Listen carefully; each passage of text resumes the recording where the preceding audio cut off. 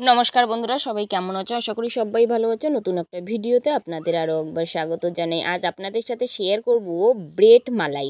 খেতে তো এটা সুন্দর হয়ই, আর বানানো কিন্তু এতটাই সহজ, আপনারা দেখলেই হয়তো বুঝতে পারবেন। এটা টিফিনেও যেরকম ভালো যাবে, সেরকম কিন্তু অতিথি আপ্যায়নেও কিন্তু এটা দারুণ যাবে। সবার বাড়িতেই কিন্তু ব্রেড থাকে, তো ব্রেড দিয়ে এইভাবে একবার তৈরি করে দেখুন এই মজার রেসিপিটা। আশা করি সবার ভালো লাগবে। বাচ্চা থেকে বয়স হওয়ার খেতে যে এতটাই সুন্দর হয়, আপনারা কিন্তু না বানালে বিশ্বাসই করবেন না।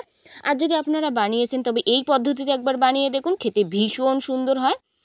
দেখুন কতটা লোভনীয় হয়। ব্রেড কিন্তু আমরা অনেকভাবেই খাই, তবে একবার হলেও এইভাবে মালাই ব্রেড খেয়ে দেখুন, অসম্ভব মজার হয়। তো বানানোর জন্য এই জায়গায় ব্রেড আছে, আপনারা চারকোনার যে ব্রেডটা না সেটাও নিতে পারেন। তো কড়াইয়ের মধ্যে দিয়ে দেবো একটুখানি কিন্তু রিফাইন অয়েল। আপনার চাইলে এটা কিন্তু ঘি বা বাটারেও করতে পারেন, আর রিফাইন অয়েলও করা যাবে, কোনো ব্যাপার নেই। তেলটা ভালোভাবে গরম হলে পরে এইখানটায় দিয়ে দেবো এই ব্রেডটা করে। তো একে একে সব ব্রেড দিয়ে দেব। ফার্স্টে 2টা ব্রেড দিয়ে কিন্তু উল্টানো লাগবে, হালকা মতো একটু করে ভাজবো। তবে একটা কিন্তু কাজ করা যেতে পারে, ফার্স্টে কিন্তু অল্প ঘি বা বাটার দিয়ে মানে 2টা ব্রেড ভালোভাবে ভাজবেন, তারপরে আর 2টা ওইভাবে ভাজতে পারেন, কারণ ব্রেডে কিন্তু তেল, ঘি, বাটার খুব তাড়াতাড়ি কিন্তু এটা শোষণ করে, মানে টানে। তো সেই ক্ষেত্রে অল্প অল্প দিয়ে এটা খুব ভালো করে কিন্তু ভাজতে পারেন। তো দেখুন একদম লাল লাল করে এইভাবেই কিন্তু ভাজতে লাগবে ব্রেডটা করে। আর দেখুন কড়াইয়ের মধ্যে কিন্তু এক ফোঁটা তেলও থাকবে না, ব্রেড যেহেতু একটু ফাঁপা, তো সব তেল কিন্তু এটা টানবে। তো এরপরে মালাইটা তৈরি করার জন্য এইখানটায় দিয়ে দেবো ঘন দুধ। আপনারা যত ভালো ঘন দুধ দেবেন এটা কিন্তু তত খেতে ভীষণ সুন্দর হবে। এরপর মুখ ফাটানো 2টা ছোটো এলাচ দিয়ে দেবো, তাহলে ফ্লেভারটা দারুণ হবে। এরপর স্বাদ মতো চিনি দিয়ে নেব।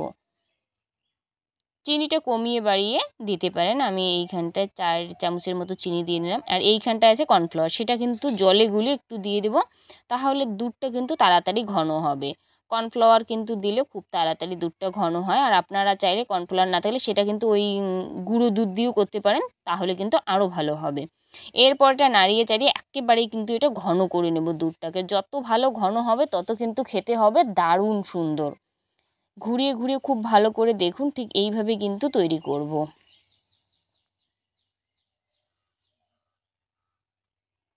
দুধটা যেন ঠিক এরকমই ঘন হয়। ঘন হলে পরে কিন্তু নামিয়ে নেব। নামানোর পরে এরকম ভাজা যে ব্রেডটা আছে সুন্দর করে একটুখানি সাজিয়ে নেওয়ার পরে উপরে কিন্তু এই মালাইটা দিয়ে দেব। যতটা মালাই আছে সবটাই কিন্তু সুন্দর করে এইভাবে সব ব্রেডের গায়ে গায়ে দিয়ে দেবো, তাহলে খেতে ভালো লাগবে। আর এটা কিন্তু একেবারেই নরম হবে। তো সেই ক্ষেত্রে খুব ভালো করে কিন্তু এই মালাইটা দিয়ে নেব, পুরো ব্রেডের মধ্যেই দিয়ে নেব।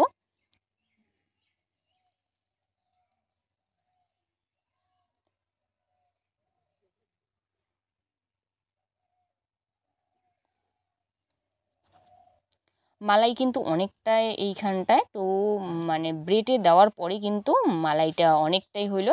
তো যাই হোক, দেওয়ার পরে এইখানটায় দিয়ে দেবো ড্রাই ফ্রুটস। আপনারা চাইলে না পছন্দ মতো ড্রাই ফ্রুটস দিতে পারেন।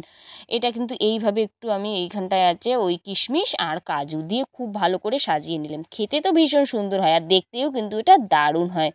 আপনারা যদি বানিয়ে দেখেন তাহলে জানাতে ভুলবেন না এটা কীরকম হয়। আশা করি রেসিপিটা আপনাদের ভালো লাগবে। ভালো লাগলে অবশ্যই লাইক, কমেন্ট, শেয়ার করে দেবেন। আর যদি এই চ্যানেলের প্রথমবার আমার রান্নার ভিডিও দেখছেন, প্লিজ চ্যানেলটাকে সাবস্ক্রাইব করে রাখবেন, পাশে থাকা বেল আইকনটি প্রেস করে রাখবেন, যাতে আমার রান্নার ভিডিওগুলো সবার আগে আপনার মোবাইলে পৌঁছায়। ততক্ষণ সবাই সুস্থ থাকবেন, ভালো থাকবেন। নেক্সট ভিডিওতে আবার দেখা হবে এরকমই কোনো সুন্দর রেসিপির সাথে।